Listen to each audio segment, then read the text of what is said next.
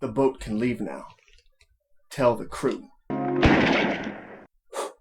Zombie, the 1979 masterpiece from Italian director Lucio Fulci, a film that to many people around the world and outside of the United States is known as Zombie 2. But before I get ahead of myself, let me rectify the confusing situation for all of you, because it is a confusing one. Here's the breakdown, and I will try and clarify this in the simplest possible way. Here we go. In 1978, George Romero released his zombie masterpiece Dawn of the Dead, in the USA and around the world for the most part. But when it comes to the subject of the film's European release, that's when things become a bit strange. The film was recut by Italian filmmaker Dario Argento, who controlled the European cut for non-English speaking countries.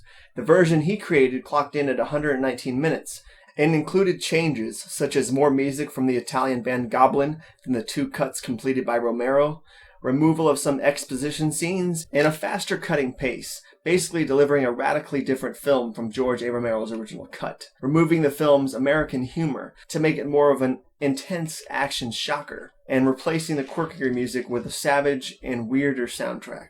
Released in Italy in September 1978, it actually debuted nearly 9 months before the US theatrical cut, and just a little offshoot of info. I made a mistake in my review of the original Dawn of the Dead when I said it came out in 1978 in the United States. Well, not a mistake really, but I didn't clarify like I should have. Dawn of the Dead's Italian version released in 78, and Romero's original cut didn't hit the US until 1979. So there's how the date mashups work out. When Dawn of the Dead released in America in 79, Zombie 2 already released in Italy, and didn't make its way here to the States until 1980. So both films didn't release in the States until the year after the films were made. Weird, huh? So anyways, when Dawn of the Dead blew up in Italy, filmmaker Lucio Fulci made Zombie 2, a play on the title of the Italian version of Dawn of the Dead, that in Italy was considered an official sequel to Dawn, however, was considered a standalone movie everywhere else in the world, simply released as Zombie to avoid confusion. The film is not a sequel to Dawn of the Dead, and is very much its own film in every way. From the type of zombies, to the setting, to the voodoo devices, Zombie is simply, and for the better, a standalone zombie film, and one of the best zombie films ever made. So now that all of that confusing nonsense bullshit is out of the way, let's finally get on with a review for this movie. This badass movie, shall we?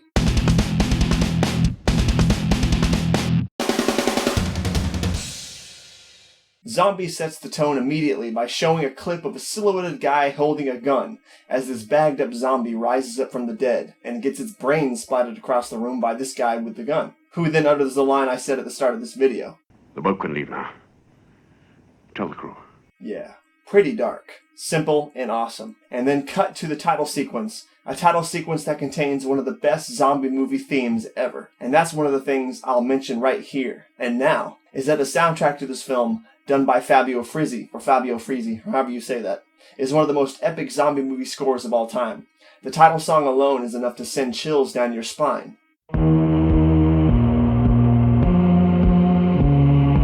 But the rest of the soundtrack just completely pulls you into the world of Zombie, and sometimes through paradise. Yeah. The soundtrack is awesome. But anyway, the movie gives way to a derelict sailboat just floating out in the middle of New York City harbor. The Coast Guard comes and gets on board. No one seems to be on the boat, but after further investigation, we find some maggot food, some maggot piano, some other gross-looking shit, and boom! Our first on-screen unbagged zombie, the Fat Zombie, as my friends and I love to call him. He looks kind of like one of my coworkers at work, but that's besides the point. Anyways, he bites one of the cops in the throat and kills him. They shoot him. He falls in the water. His body washes away. The dead cop gets taken to the morgue. You see some twitching and moving. Uh-oh. At that point, you know what bad shit that's going to lead to. But that's not where the movie goes. No.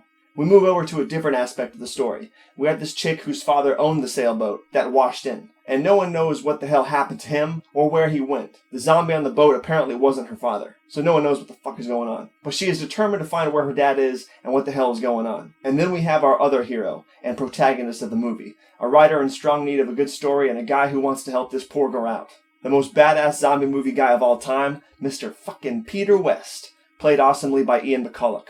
But moving on. They hook up with a couple of sailors and head for the mysterious island of Mattu. I'm trying to tell the story in a more summed up way because I don't want to spoil anything, but let's just say the scene that takes place on the way to Mattu was priceless. Shark versus zombie. One of the most memorable scenes from a zombie movie ever. When our team finally sets foot on Mattu, we very quickly meet up with the rest of the characters. We have the badass Dr. Menard, his weirdo twitchy wife, the black helper out dude, some other knick-knack characters, and of course, the zombies. The zombies in this film, like Romero's zombies, share a similar situation with one another in that no one really knows for sure why the dead is returning to life. However, in Zombie, it's never discussed really as a biological virus situation, but speculated to be more related to the crazy voodoo shit going on Mattu. But since it's never fully explained, or pinpointed, it makes the zombies themselves and the overall tone of the film that much scarier. We don't know what the hell we're dealing with here. I love the scene with the zombie mascot of the film, you know, the grinning zombie from all the posters and all the campaigns. He finally has his moment in a small scene in the jungle cemetery, when he slowly rises out of the ground,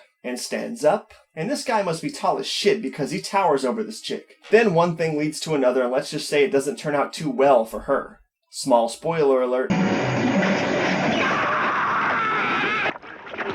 Gotta love that gore. The jungle, isolated island setting of this movie adds such a deep level of fear and foreboding that it's almost unreal. When you watch this movie, you feel like you're lost out at sea, on this weird-ass island with all these voodoo zombies. I mean it, really freaks me the fuck out. I'm supposed to be reviewing this thing, and I keep going off on all these different directions, with all these different points. But that's because I can't say enough good things about this film, and I want you to watch the damn thing. And did I talk about the iconic I Am Pale scene? I don't think I did. Yeah, some chick gets dragged by her hair through the house by a zombie, and there's this broken door and there's a splinter of wood sticking out, and as slow and painful as it could be, a shard of wood totally fucks over her eye socket. I mean, look at this thing.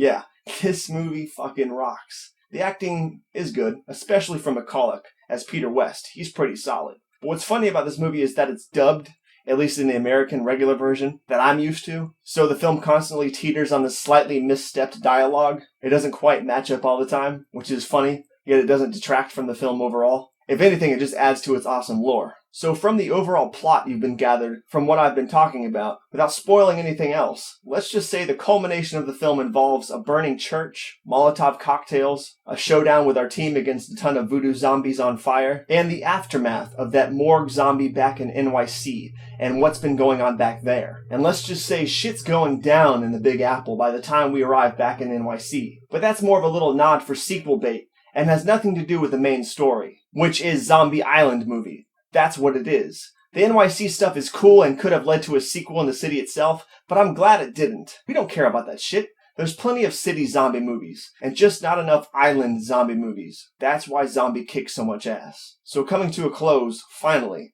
I know I've been talking a shit ton for this movie review. I can say everything from the characters, to the dialogue, to the acting, to the score, and sound effects, gore effects, locations, props, zombie makeup, effects, direction, ambiance, tone, all those things receive big red check marks for me. The movie is exactly what it's supposed to be, and that is a masterpiece of the horror genre, a monument of the zombie genre, and an overall healthy addition to cinema in general. And with that, I will proudly pause the Shark vs. Zombie scene so I can say with a smile on my face that Lucio Fulci's Zombie, or Zombie 2, receives a perfect score of 10 out of 10. Bravo to you, Mr. Fulci. So Zombie, have you seen it? And if so, what did you think about it? Let me know by leaving a comment in the section below, and don't forget to like and share this review, and don't forget to subscribe to this channel, Tobatto2287. And as always, folks, thanks for watching.